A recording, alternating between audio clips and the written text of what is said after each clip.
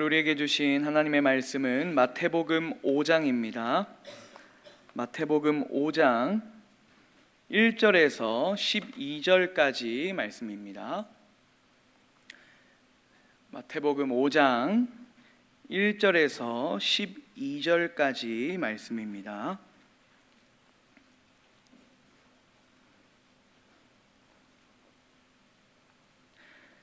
마태복음 5장 1절에서 12절까지 말씀 함께 교독하신 후에 12절 말씀 함께 읽겠습니다. 제가 먼저 1절 봉독하겠습니다. 예수께서 무리를 보시고 산에 올라가 앉으시니 제자들이 나아온지라. 심령이 가난한 자는 복이 있나니 천국이 그들의 것이미요. 온유한 자는 복이 있나니 그들이 땅을 기업으로 받을 것이미요.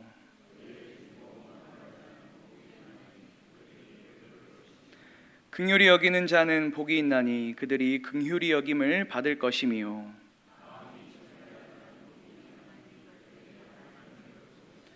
화평하게 하는 자는 복이 있나니 그들이 하나님의 아들이라 일컬음을 받을 것이미요.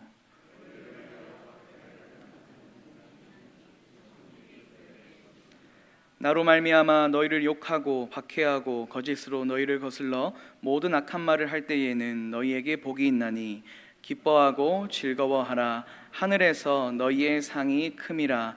너희 전에 있던 선지자들도 이같이 박해하였느니라. 아멘. 오늘은 하나님 나라의 확장 이제 28과입니다. 하나님 나라 백성의 정체성이라는 제목으로 함께 말씀을 나누겠습니다. 여러분, 우리가 매주 수요일마다 함께 말씀을 나누고 있는 것처럼 우리는 하나님 나라의 백성입니다. 이것이 우리의 정체성입니다. 우리가 지금은 대한민국이라는 땅에 살아가고 있고 또 대한민국의 국민이지만 우리의 진짜 정체성은 하나님 나라의 백성입니다. 그래서 우리는 우리가 가진 이 정체성을 가지고 하나님 나라의 백성으로 이 땅을 살아가야 합니다.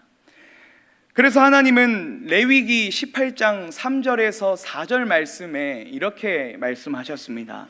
너희는 너희가 거주하던 애굽 땅의 풍속을 따르지 말며 내가 너희를 인도할 가나안 땅의 풍속과 규례도 행하지 말고 너희는 내 법도를 따르며 내 규례를 지켜 그대로 행하라. 나는 너희의 하나님 여호와이니라. 아멘. 여러분, 이 말씀을 보시면 하나님께서 지금 어떤 말씀을 하고 계시는 것 같습니까? 너희는, 그러니까 이스라엘 백성들이죠. 하나님 나라 백성들이죠. 하나님 나라 백성들은 이 세상을 살아가고 있고 가나안 땅에 들어갈 것이지만 그 땅의 풍속을 따라가는 사람들이 아니라 하나님 나라의 백성대로 하나님 나라의 백성답게 살아가라는 하나님의 말씀인 것입니다. 우리는 세상에 속해 있지만 이 세상 속에서 하나님 나라의 백성답게 살아가야 한다는 것을 우리는 기억하고 날마다 또 그러한 삶을 살아가시는 여러분들 되기를 간절히 소망합니다. 여러분, 오늘 말씀은 산상수훈의 가장 첫 말씀입니다. 예수님께서는 제자들에게 그리고 그 수많은 무리들에게 오늘 산상수훈의 첫 말씀을 전하시면서 가장 먼저 복이 있는 사람은 누구인가? 팔복에 대해서 예수님께서는 이제 그들에게 가르치십니다. 여러분, 예수님께서 가르치신 팔복이 무엇이냐면요, 쉽게 말해서 팔복은 이런 의미입니다. 이 세상에 있는 지금 이 땅을 살아가는 하나님 나라 백성들이 지켜야 하는 무엇입니까? 지침서라는 거예요. 팔복은 그냥 우리가 어떻게 하면 복을 받고 어떻게 하면 복을 누리고 이러한 복을 누리기 위한 방법이 아니라 바로 우리가 하나님 나라 백성으로서 그 정체성대로 살아갈 때 어떻게 우리가 그 백성대로 살아갈 수 있을까? 예수님께서는 하나님 나라 백성이라면 이렇게 살아가야 된다. 하나님 나라 백성이라면 이 모습과 이 성품을 가지고 살아가야 된다.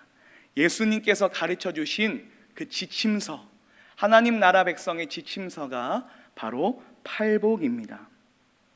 예수님은 우리가 이 팔복의 이 말씀을 통해서 어떻게 하나님 나라 백성으로서 이 땅을 살아가시길 원하실까요? 오늘 말씀을 통해서 하나님 나라 백성은 어떻게 살아가야 하는지 우리가 알아보고, 또 그 삶의 순종에서 하나님께서 주시는 놀라운 은혜와 또 복을 누리는 여러분들 되시길 주님의 이름으로 축복합니다.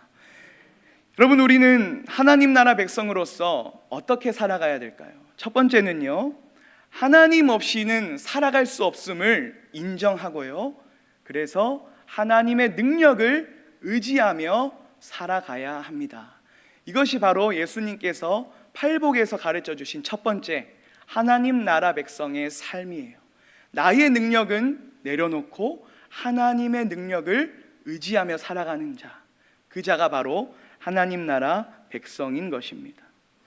여러분, 예수님은 팔복에 대해서 가르치시면서 앞에서부터 네 가지의 모습, 쉽게 말해서 심령이 가난한 자, 애통한 자, 또 온유한 자, 의에 줄이고 목마른 자, 처음부터 네 가지의 이 모습이 있죠.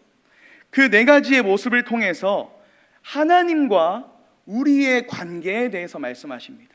하나님과 우리의 관계, 하나님 나라 백성으로서 우리가 이 땅을 살아갈 때 우리는 하나님을 어떻게 믿어야 되는가 라는 것을 첫 번째부터 네 번째까지 지금 설명해 주고 계십니다. 여러분, 하나님과 우리의 관계가 어떤 관계냐면 예수님께서 말씀하시기로는 철저하게 주인과 종의 관계다라고 지금 말씀하고 계십니다. 여러분, 종이 주인 없이 살 수 있을까요? 없을까요? 없습니다. 종이 주인 행세를 한다고 한번 생각해 보십시오. 잘 살 수 있을까요? 없을까요? 없습니다. 그 예가 어디에 있는지 아십니까? 다 주인이 되고 싶어서 주인 행세를 했던 사람들의 결과물이 어디냐면 바로 이 세상입니다. 모든 사람들이 다 내 삶의 주인은 나다, 내가 내 삶의 주인이다 하면서 이 세상을 살아갔습니다. 그러니까 이 세상이 어떻게 되었습니까? 죄로 물들어지고 갈등은 더 심해지고 점점 더 망하게 되는 것이죠. 예수님은 팔복의 첫 번째부터 네 번째 모습을 통해서 하나님 나라의 백성은 주인이 아니다, 하나님 나라의 백성은 철저하게 하나님을 주인으로 인정하는 사람이다, 그게 바로 하나님 나라의 백성이다 라고 말씀하고 계십니다. 그래서 하나님 없이는 살아갈 수 없고 날마다 하나님의 도움과 하나님의 능력을 의지하는 사람이 바로 하나님 나라의 백성인 것입니다. 그래서 여러분, 팔복의 첫 번째부터 살펴보면요, 예수님은 하나님 나라의 백성은 가장 첫 번째로 심령이 가난한 사람이라고 말씀하십니다. 말하자면 마음이 가난하다는 거예요. 여러분, 우리는 가난한 자입니다. 가난의 특징이 무엇인지 아십니까? 가난의 특징은요, 가진 것이 없다는 것에 있죠.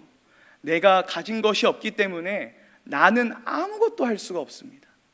나에게는 이렇게 살아가고 있지만 나는 내 삶을 살아갈 능력도 없고 힘도 없고 나에게는 어떠한 능력도 없는 그런 가난한 존재입니다. 그렇게 하나님 나라 백성은 심령이 가난한 자입니다. 그래서 하나님의 도움 없이는, 하나님께서 지혜 주시고 하나님께서 상황을 열어주시지 않으면 나는 아무것도 할 수 없습니다. 그러니 하나님 도와주십시오.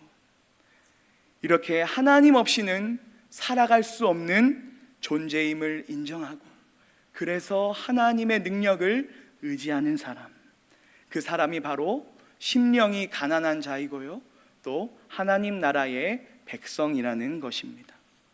여러분, 4절도 보십시오. 4절에 보시면 하나님 나라의 백성은 애통하는 사람이라고 말을 합니다.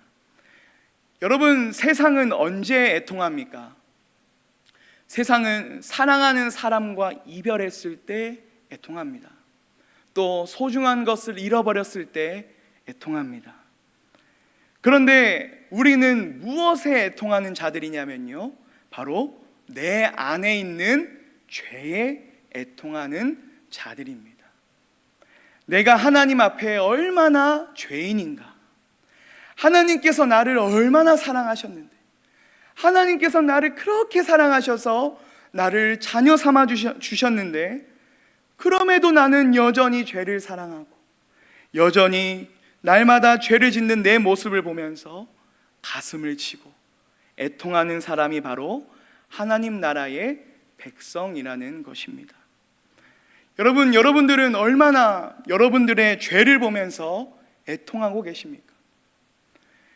내가 짓는 죄가 이제는 너무 익숙해져 가지고 애통한 마음이 들지 않을 때가 있지 않으십니까? 처음에는 좀 양심에 좀 찔렸는데 계속 반복하다 보니까 애통하는 마음, 이렇게 살면 안 되는데, 이제 이 죄를 좀 끊어야 되는데, 그 애통하는 마음이 이제는 사라지지 않으셨습니까?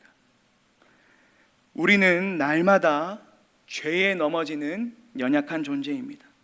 우리가 그 모습을 보면서, 나의 죄된 모습을 보면서 날마다 가슴을 치고 애통하면서 주님께 나의 죄를 용서해 달라고, 또 주님께 긍휼과 은혜를 구하는 애통하는 자가 되어야 할 줄 믿습니다.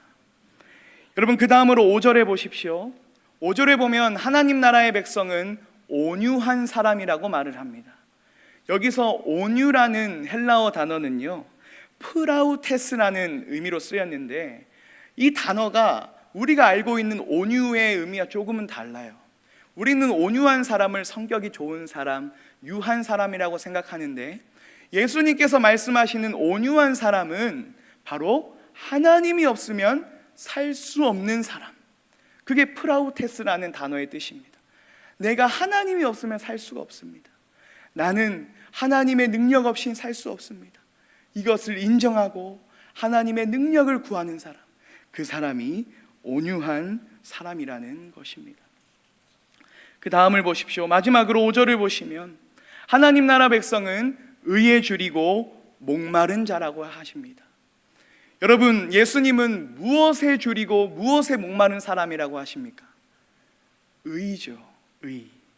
내가 무엇을 먹을까? 내가 무엇을 가질까? 여기에 목말라 하는 자가 아니라 하나님 나라의 백성은 의에 배고파하고 의에 목마른 사람이라는 거예요. 이게 무슨 말입니까? 하나님의 의가 이 땅에 가득 넘쳐야 되는데, 하나님의 뜻이, 하나님의 통치가, 하나님의 말씀이 이 땅에 가득 넘쳐야 되는데, 지금 이 세상은 그렇지 않거든요. 그러한 세상을 보면서 하나님의 의가 내 삶에 이루어질 수 있도록, 하나님의 의가 이 땅에 이루어질 수 있도록 그 하나님의 의를 이루기에 힘쓰고, 하나님의 뜻을 이루기에 힘쓰고, 하나님의 말씀에 순종하기에 힘쓰는 사람, 그 사람이 바로 의에 줄이고 목마른 사람, 바로 하나님 나라의 백성이라는 것입니다. 사랑하는 여러분, 이렇게 예수님은 심령이 가난한 자, 또 애통하는 자, 온유한 자, 의에 줄이고 목마른 자, 이 네 가지의 이 삶을 통해서 하나님 나라의 백성은 하나님 없이는 살아갈 수 없는 존재이고, 하나님의 능력을 의지하는 사람이다. 하나님만이 우리의 진정한 주인이시고 내 삶의 진정한 주인이시고, 나는 그 주인의 뜻에 순종하는 종이다. 그렇게 이 땅을 그러한 믿음을 갖고, 그러한 태도와 그러한 모습을 갖고 이 땅에서 하나님 나라 백성으로 살아가야 한다라는 것을 예수님은 가르쳐 주셨습니다. 여러분, 오늘날 이 세상의 사람들을 보십시오. 이 세상 사람들을 보면요, 얼마나 이 자신의 능력을 과시하는지 모르겠습니다. 여러분, 요즘 20대, 30대의 관심이 무엇인지 아십니까? 얼마나 좋은 명품백을 살까요? 대출을 내서 누군가에게 돈을 빌려서 명품백을 사려고 정말 이 노력을 합니다. 왜 그렇게 그것을 사려고 할까요? 난 이렇게 좋은 거 들고 다니는 사람이야. 내 능력을 과시하려고 하기 때문입니다. 나는 이렇게 좋은 것을 가지고 좋은 차를 타고 좋은 집에 사는 사람이다. 얼마나 자신의 능력을 과시하는 시대가 오늘 우리가 살아가는 시대입니까? 그런데 하나님 나라 백성은 나의 능력을 과시하는 자가 아닙니다. 하나님 앞에 철저하게 하나님, 저는 무능한 존재입니다. 나의 능력을 과시하는 것이 아니라 나의 능력 없음을 인정하는 사람, 그 사람이 바로 하나님 나라 백성이고요. 그래서 하나님의 능력을 구하고 하나님의 능력을 사모하고 하나님의 능력을 붙드는 사람, 그 사람이 하나님 나라의 백성인 줄 믿으시길 간절히 소망합니다. 여러분들의 삶은 어떻습니까? 여러분은 누구의 능력을 의지하고 계십니까? 나에게 있는 재물과 나에게 있는 인맥과 나의 힘을 의지하면서 살아가고 계십니까? 아니면 오늘 예수님께서 가르치신 하나님 나라 백성의 모습처럼 하나님의 능력을 구하고 하나님의 도움을 구하고 하나님의 능력 없이는 살아갈 수 없음을 인정하면서 살아가고 계십니까?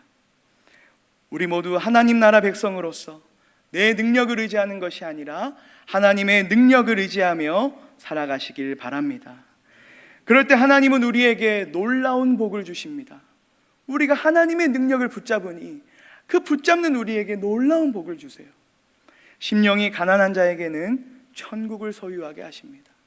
애통하는 자에게는 위로를 해주십니다.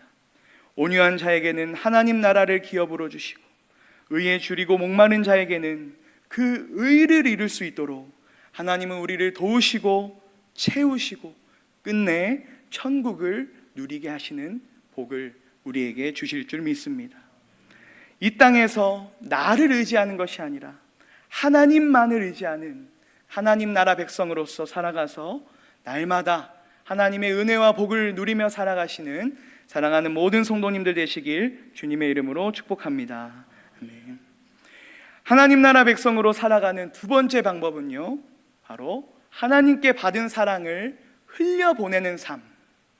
하나님께 받은 그 놀라운 사랑을 간직하고 나만 갖고 있는 것이 아니라 흘려보내는 삶을 우리는 살아가야 합니다. 여러분, 팔복의 첫 번째부터 네 번째까지의 삶은 하나님과 우리의 관계에 대해서 말씀을 하셨죠. 그리고 그 다음에 다섯 번째부터 일곱 번째까지는요, 우리가 삶에서 만나는 사람들과의 관계에 대해서 말씀하세요. 우리가 이 세상을 살아가면서 많은 사람을 만나며 살아갈 건데 그 사람에게 우리는 하나님의 백성으로서 어떻게 살아가야 되는지, 그 관계 속에서 우리는 어떻게 하나님 나라 백성으로서 살아가야 하는지 우리에게 말씀하고 계십니다. 그들을 긍휼히 여기고 마음이 청결하고 모든 관계를 화평하게 하라고 오늘 예수님께서는 가르치시고 계십니다. 그래서 여러분 7절에 보시면요, 하나님 나라 백성은 긍휼히 여기는 사람이라고 말씀하십니다. 여기서 긍휼이라는 단어는 우리가 잘 알고 있는 헤세드라는 단어예요. 헤세드를 베풀어라, 긍휼, 변함없는 사랑을 베풀어라, 따뜻한 마음을 베풀어라, 이렇게 가르치고 계시는 겁니다. 그런데 여러분, 우리는 죄로 인해 타락을 했습니다. 죄로 인해 타락한 사람에게 긍휼의 마음이 있을까요? 없을까요? 없는 것이죠. 누군가를 용서해라, 누군가를 변함없이 사랑해라, 불가능합니다. 죄로 인해 타락한 사람에게는 누군가를 용서하고 누군가를 긍휼히 여기는 마음이 없습니다. 그래서 하나님은 우리에게 먼저 긍휼이란 이런 것이다, 변함없는 사랑이란 이런 것이다, 그 긍휼과 변함없는 사랑을 우리에게 먼저 보여주셨습니다. 에베소서 2장 말씀을 보시길 바랍니다. 우리 함께 같이 읽어보겠습니다. 긍휼이 풍성하신 하나님이 우리를 사랑하신 그 큰 사랑으로 인하여 허물로 죽은 우리를 그리스도와 함께 살리셨고, 하나님은 죄로 인해 타락한 우리를 긍휼히 여기셨습니다. 그 긍휼의 마음으로 독생자 예수님을 보내주셨고 우리를 구원해 주셨습니다. 하나님 나라의 백성은 어떤 자들이냐면 그 긍휼의 은혜를 받은 자들이에요. 그 긍휼의 은혜로 하나님 나라 백성이 된 자들입니다. 그러니 그 긍휼의 은혜를 받은 자로서 우리도 이 땅에서 많은 사람들을 긍휼히 여기며 살아가라는 것입니다. 하나님의 사랑, 하나님께 받은 사랑을 흘려보내라는 것이죠. 여러분, 여러분들에게 정말 용서하지 못할 사람이 있으십니까? 혹은 여러분들 주변에 재정적으로나 또 정서적으로, 감정적으로 정말 도움이 필요한 사람이 주변에 있으십니까? 하나님은 그 사람들에게 긍휼을 베풀라고 말씀하십니다. 말과 혀로만 사랑하는 것이 아니라 행함과 진실함으로 사랑을 해라 말씀하십니다. 우리를 구원하신 하나님의 긍휼, 그 긍휼을 받은 우리는 이 땅에서 사람들에게, 이웃들에게 긍휼히 여기는, 그들을 변함없이 사랑하는 그러한 하나님 나라 백성이 되어야 할 줄 믿습니다. 다음으로 8절을 보시길 바랍니다. 하나님 나라의 백성은 마음이 청결한 사람입니다. 여기서 청결이라는 단어는요, 헬라어로 카타로스라는 단어로 쓰였어요. 이게 무슨 의미냐면요, 흠이 없는 겁니다. 그러니까 이물질이 없고 때가 없는 거예요. 너무나도 깨끗한 마음, 너무나도 순수한 마음, 그것이 바로 청결이라는 단어입니다. 우리가 다른 사람을 대할 때에 계산하는 것이 아니라, 혹은 우리가 다른 사람을 대할 때에 그들을 거짓 없이 그들을 사랑하는 것이 아니라 정직하고 어떠한 의도와 목적을 가지지 않고 정말 그 상대방을 그대로 사랑하는, 그대로 섬기고 헌신하는 그러한 사람이 바로 마음이 청결한 자, 하나님 나라의 백성인 것입니다. 이 말은 우리가 사람들과의 관계에서 좀 순수할 필요성이 있다는 것입니다. 우리가 사람들과 관계를 맺으면서 여러분 얼마나 많이 계산을 합니까? 이 사람은 나에게 좀 도움이 될 것 같은 사람이다. 그럼 얼마나 그 사람에게 관계를 맺으려고 노력하는지 모릅니다. 그런데 나에게 좀 이득이 되지 않을 것 같아요. 나에게 굳이 도움이 되지 않을 것 같아요. 그러면 그냥 인사 정도만 합니다. 그리고 거리를 두죠. 그러나 하나님 나라 백성은 예수님께서 우리를 조건 없이 사랑하시고 아무런 자격이 없는 우리를 사랑하셨던 것처럼 우리도 계산 없이 사랑으로 사람을 대해야 하는 것입니다. 이득을 얻기 위해서 사람과의 관계를 맺는 것이 아니라 하나님께서 베푸신 사랑으로 조건 없이, 그 변함없이 우리를 사랑하신 그 하나님의 사랑으로 이웃을 사랑하는 것, 우리가 받은 그 사랑을 흘려보내는 그러한 삶이 마음이 청결한 자고 또 우리의 삶이 되어야 할 줄 믿습니다. 여러분, 마지막으로 9절을 보십시오. 하나님 나라의 백성인 우리는 모든 관계를 화평하게 만드는 사람입니다. 어떤 사람을 보면요, 꼭 관계 속에서 불화를 일으키는 사람이 있습니다.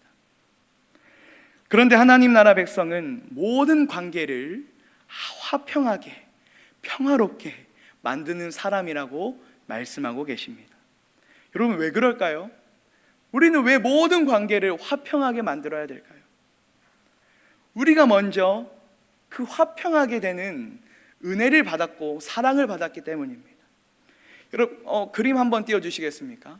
우리는 이런 존재였습니다. 지금 사람이 보이십니까, 여러분? 그 밑에 뭐라 적혀있죠? 사람이라고 적혀 있어요. 그거 건너가야 되는데 길이 없죠. 그 반대편에는 하나님이라고 적혀 있습니다. 우리는 이런 존재였습니다. 우리는 하나님과 원수였습니다. 우리는 하나님과 화평한 그런 관계가 아니었습니다. 하나님을 대적했고 하나님을 미워했던 존재였습니다. 그러나 우리가 어떻게 하나님과 화평하게 되었습니까? 바로 예수 그리스도께서 우리의 중보자가 되어주셨죠. 하나님과 화평하게 될 수 없었던 우리를 십자가의 사랑으로 우리의 다리가 되어주셔서 하나님과 화평하게 된 자로 우리를 삼아 주셨습니다. 그 은혜와 사랑을 우리가 먼저 받았다는 거예요. 그 받은 자로서 우리는 그 사랑을 또 흘려보내는, 모든 관계를 화평하게 만드는 사람이 되어야 한다는 것입니다. 여러분, 그렇다면 우리는 어떻게 화평이 넘치는 관계가 되고 또 화평과 평화가 넘치는 교회가 될 수 있을까요? 한번 예를 한번 들어보겠습니다. 한번 띄워주시겠습니까? 지금 저기 왼쪽 편에 있는 그림이요, 이쪽 편에 있는 그림이요, 지금 러시아와 우크라이나의 전쟁의 그러한 모습을 찍은 사진이에요. 여러분, 저 사진을 보면 평화롭습니까? 평화롭지 않습니까? 평화롭지 않죠. 그 옆에 있는 그림은 우리나라의 상황입니다. 좌우의 갈등이 너무나도 극심해진 상황이죠. 평화롭습니까? 평화롭지 않습니까? 평화롭지 않아요. 여러분, 이 세상이 말하는 평화는 바로 어떤 문제가 있으면 평화롭지 않고, 어떤 문제가 있으면 바로 아니죠. 어떤 문제가 없으면 평화롭고, 어떤 문제가 있으면 평화롭지 않은 그러한 것을 이제 평화라고 이렇게 정의를 합니다. 그런데 성경이 말하는 평화는 조금 더 넓은 차원으로 흘러가요. 여러분, 시편 85편을 보시면 시편 기자가 이렇게 기록을 했습니다. 인애와 진리가 같이 만나고 의와 화평이 서로 입맞췄다 말을 합니다. 여러분, 화평이 누구와 입을 맞췄습니까? 의와 입을 맞췄어요. 성경에서 말하는 진짜 화평이 뭐냐면 하나님의 의가 일어나는 것이 화평이라는 것입니다. 하나님의 의와 하나님의 통치가, 하나님의 말씀이 이루어지는 것이 진짜 화평한 관계라는 것입니다. 그러니까 우리가 어떻게 평화로운 화평이 가득한 교회가 되겠는가? 바로 어떠한 소리가 안 들리고 어떤 문제가 없는 것이 평화롭고 화평한 교회가 아니라 하나님의 의가 가득한 교회가 될 때 진짜 화평한 교회라는 겁니다. 하나님의 말씀에 하나님의 통치가 가득한 이 교회가 될 때 우리는 화평한 교회가 되는 것이죠. 사람들과의 관계에서도 마찬가지입니다. 우리는 사람들 간의 모든 관계에서 우리의 유일한 기준은 바로 하나님의 의에 둬야 됩니다. 하나님의 말씀에 둬야 됩니다.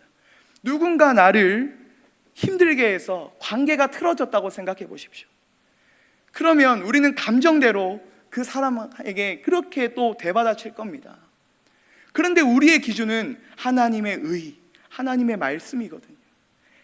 하나님께서 기뻐하시는 방법으로 관계를 풀어나가서 화평하게 만들어야 된다는 거죠. 누군가 나에게 상처를 입히게 할 때 너무나도 힘이 듭니다.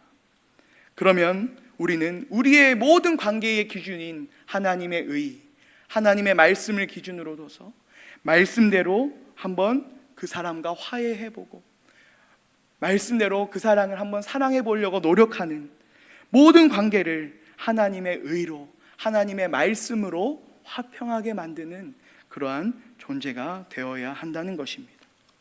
우리의 모든 기준이 바로 하나님의 의, 하나님의 말씀으로 화평한 관계, 화평한 교회가 된다는 것이죠. 하나님 나라의 백성으로서 하나님의 의, 하나님의 뜻, 하나님의 말씀을 가지고 모든 관계를 화평하게 만들어 가시는 여러분들 되시길 주님의 이름으로 축복합니다.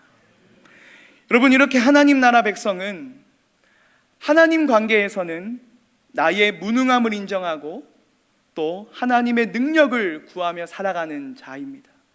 하나님 나라 백성은 사람과의 관계에서는 우리가 먼저 받은 그 사랑을 흘려보내는 삶을 살아가는 자가 바로 하나님 나라의 백성입니다. 그런데 여러분, 이 삶이 쉬울까요? 어려울까요? 너무 어렵습니다.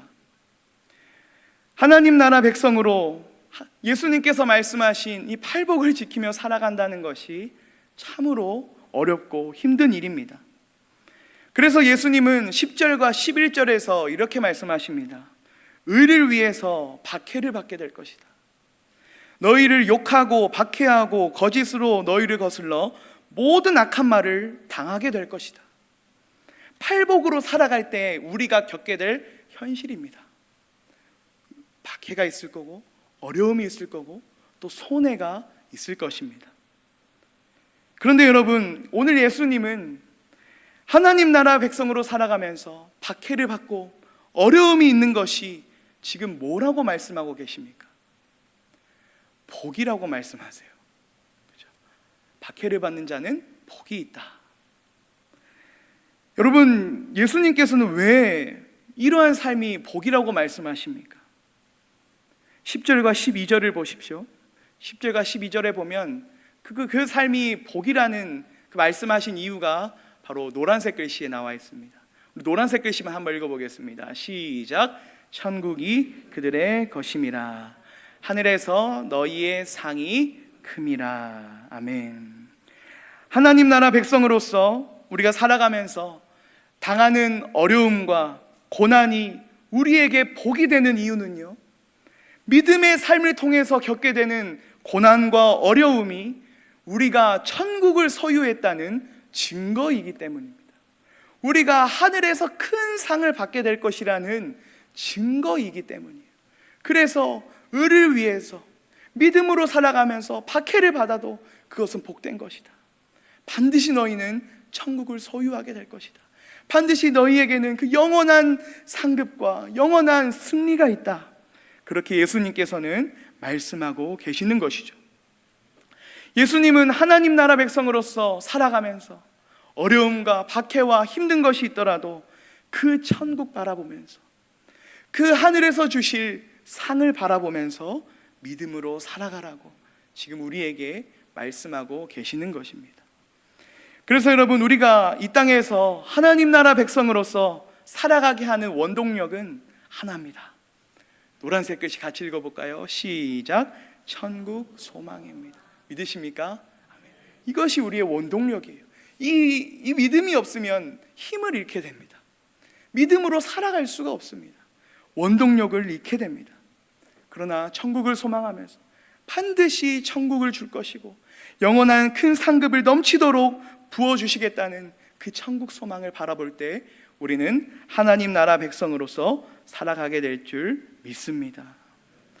하나님은 반드시 어떠한 어려움 속에서도 믿음으로 하나님 나라 백성답게 살아가는 우리와 또 모든 백성들에게 이 땅보다 더 좋은 하늘의 축복을 넘치도록 부어주실 줄 믿습니다. 그 하늘의 복을 소망하면서 이 땅에서 믿음으로 하나님 나라 백성답게 살아가는 모든 성도님들 되시길 주님의 이름으로 축복합니다. 말씀을 정리하겠습니다. 우리는 하나님 나라 백성입니다. 이 땅에서 우리는 하나님 나라 백성답게 살아가야 됩니다. 그렇기 위해서는 이 세 가지를 꼭 기억하시길 바랍니다. 첫 번째는 하나님 나라 백성은 하나님의 능력을 의지하며 살아가는 자입니다. 하나님 나라 백성은 하나님의 사랑을 흘려보내는 자입니다. 그리고 하나님 나라 백성답게 살아가게 하는 원동력은 바로 천국 소망입니다. 우리 함께 하나님 나라 백성으로 살아갑시다. 어렵고 힘들고 우리의 삶이 참 어렵더라도 우리에게 주어질 천국을 바라보면서 믿음으로 살아갑시다. 그럴 때 주님께서 다시 오실 때 이 땅에 있는 것보다 더 좋은 것, 영원한 승리와 영원한 기쁨을 누리게 하실 줄 믿습니다. 그 소망을 붙들고 우리의 남은 생에도 하나님 나라 백성의 정체성을 가지고 믿음으로 사랑하는 모든 성도님들 되시길 주님의 이름으로 축복합니다. 아멘.